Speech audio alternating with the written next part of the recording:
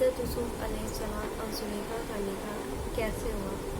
تو گائز آپ ویڈیو کو پورا واچ کیجیے، اسکپ مت کیجیے گا۔ تو چلیے اسٹارٹ کرتے ہیں۔ تو السلام علیکم، آج ہم انشاءاللہ حضرت یوسف علیہ السلام اور زلیخا کی شادی کا واقعہ جانیں گے۔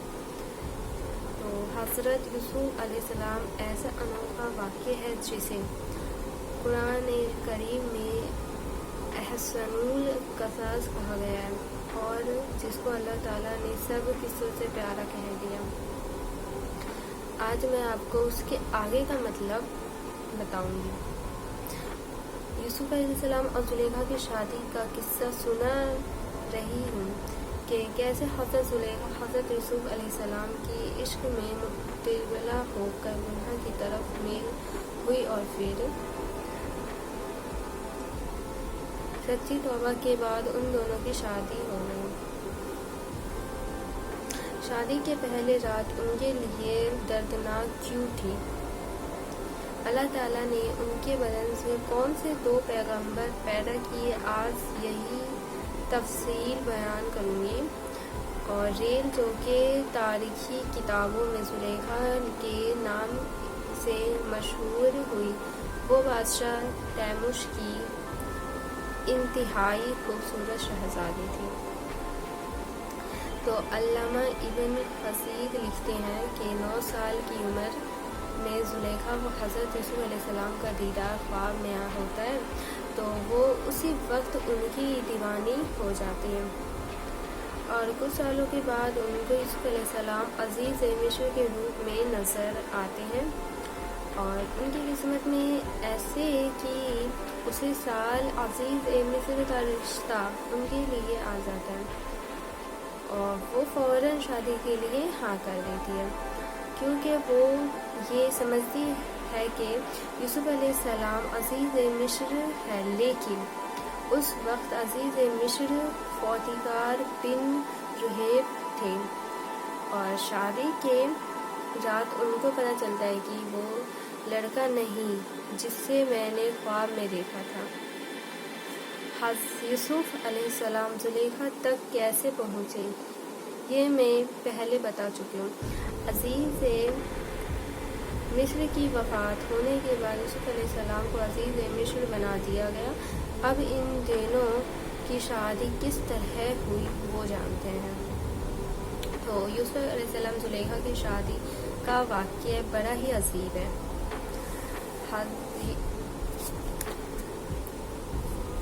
عزیز مصر کا وفات کے بعد کیونکہ زلیخا تنگ اور غریب ہو چکی تھی، تنگست اور غریب ہو چکی تھی، اور اس کی آنکھوں کی بینائی بھی چلی گئی تھی، تو کسی نے اسے مشورہ دیا کہ آپ یوسف علیہ السلام جو اس وقت شاہ مصر بھی ہے، آپ ان سے اپنا معاملہ ذکر کریں، ہو سکتا ہے کہ وہ آپ پر رحم فرمائے اور آپ کی مدد کرے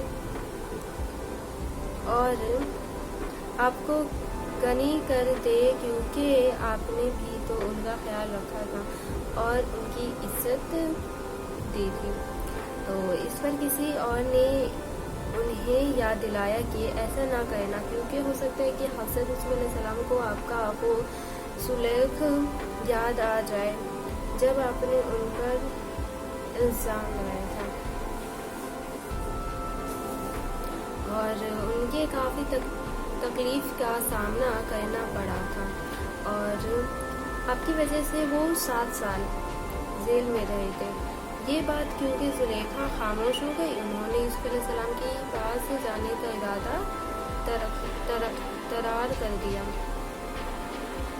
اور کچھ عرصے کے بعد حضرت یوسف علیہ السلام اپنے لشکر اور وزیروں کو لے کر شہر حض طرف نکلے۔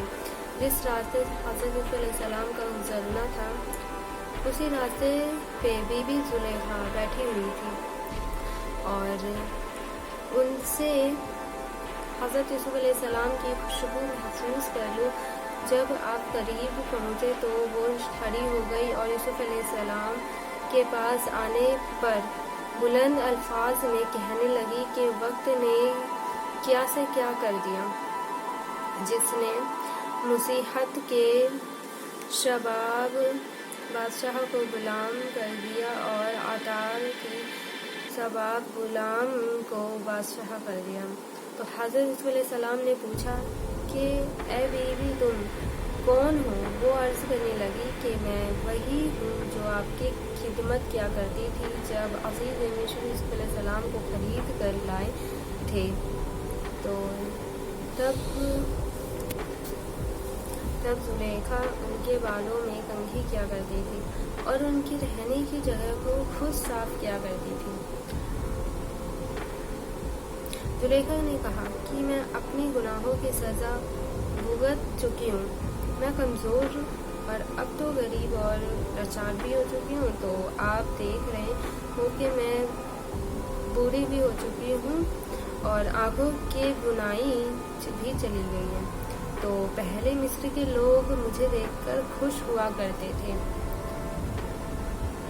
और अब मुझे देखकर दोबारा मुझे देखना पसंद नहीं करते। ज़ुलेखा के दुख भरी दास्तान सुनकर हज़रत सल्लल्लाहु अलैहि वसल्लम को बहुत दुख हुआ। तो उसके बाद क्या हुआ जानते हैं। तो उनके आँखों से आंसू जारी हो गए। हज़रत सल्लल्लाहु अलैहि वसल्लम ने ज़ुलेखा से फरमाया, क्या आपके दिल में अब भी हमारे लिए कुछ मोहब्बत बाकी है? तो ज़ुलेखा ने कहा, जी हाँ, उसकी कसम जिसने हज़रत इब्राहीम अलैहिस्सलाम को खलीलुल्लाह बनाया, मुझे आपकी तरफ देखना ज़मीन में सोना चांदी मिलने से ज़्यादा अच्छा लगता है। तो आपकी ये बातें सुनकर वहाँ से चले गए और फिर आपने हज़रत ज़ुलेखा की तरफ पैगाम भेजा कि अगर तुम्हारी रज़ामंदी हो तो हम निकाह कर लेते हैं और अगर तुम शादीशुदा हो तो तुमको गनी कर देंगे।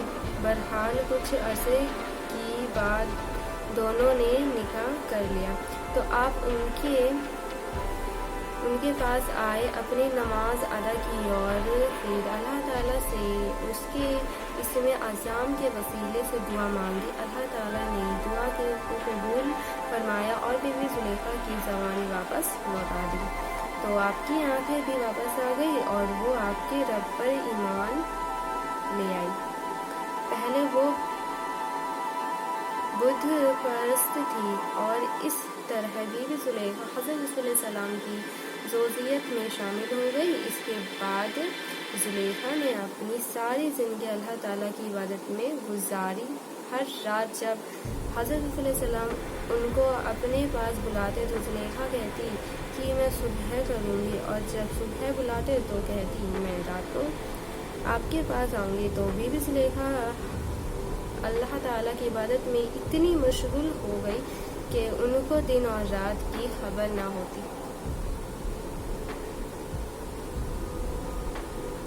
आखिर एक दिन हज़रत यूसुफ़ अलैहिस्सलाम ने फरमाया कि तू मेरी मोहब्बत में दीवानी थी, अब तुझे क्या हुआ है?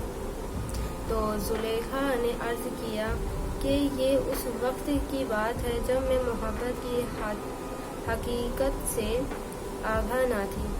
अब उनके मुझे मोहब्बत की हकीकत मालूम हो चुकी है, तो इसलिए अब मुझे अल्लाह की मोहब्बत में किस्से की शराकत गवारा नहीं है।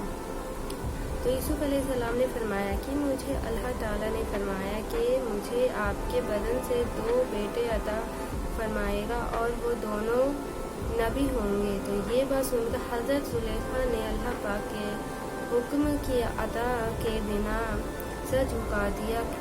कहा जाता है कि आप निकाह के वक्त आप फ़कीरा थे, तो क्योंकि आपका पहला शौहर जो कि अज़ीज़ मिस्र था वो नामर्द था, तो इस तरह अल्लाह ने आपको गवारा रखा।